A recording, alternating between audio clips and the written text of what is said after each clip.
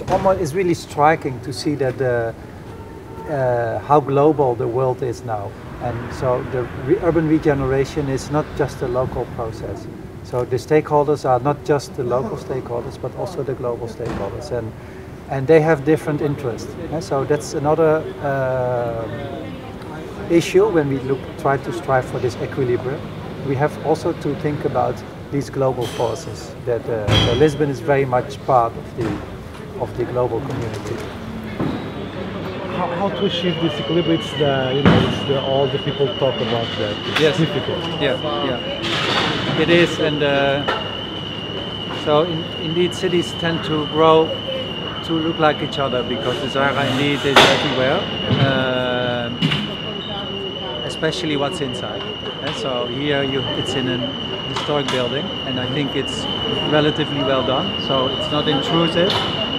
They didn't destroy the building. But indeed, the collection is the same as in the Netherlands. So at the same time, we have this idea that cities have, have all their Zaras, but at the same time they have to achieve their identity. It's a kind of a paradox in a way. It is, and then you talk really about things like this. So this kind of pavement, the tiles here, the color of the light. So that makes the Portuguese context and the people, the food. But also there it's a big tension because indeed the tourists expect somehow identity, but also they expect the same thing everywhere. So they want to have their coffees, they want to have their nice food.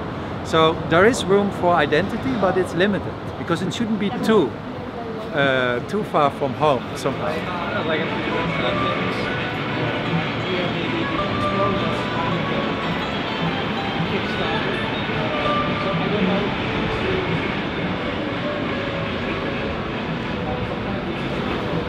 Finally, we are see it as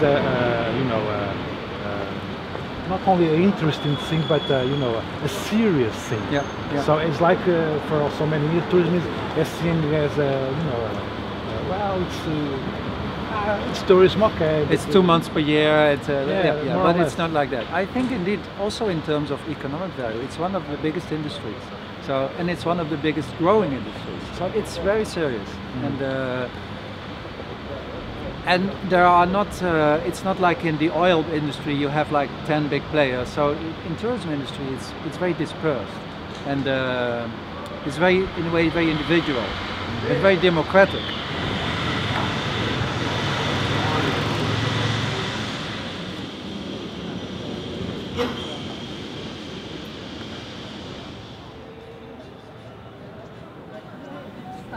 And of course, many cities in the world have these districts. Also in Amsterdam we used to have this, and it has been transformed maybe 10 years ago. It lost some of its character, so we can also learn from the mistakes we did in other cities. In Barcelona, of course, you have El Raval or Barceloneta, and it's also in the process of being transformed. So how can we learn from other cities and come up with a strategy that can work here? But this you have to hear. But the funny thing is we did also a project in Belgrade, and there in fact the city did everything to attract more tourists because they wanted to benefit from the tourism. But actually that means that right now it still feels like, okay, I'm in a city where the tourist is not dominating the scene, but this city is doing everything it can to attract more. Yeah. Another paradox. Yeah, that's another paradox. Yeah.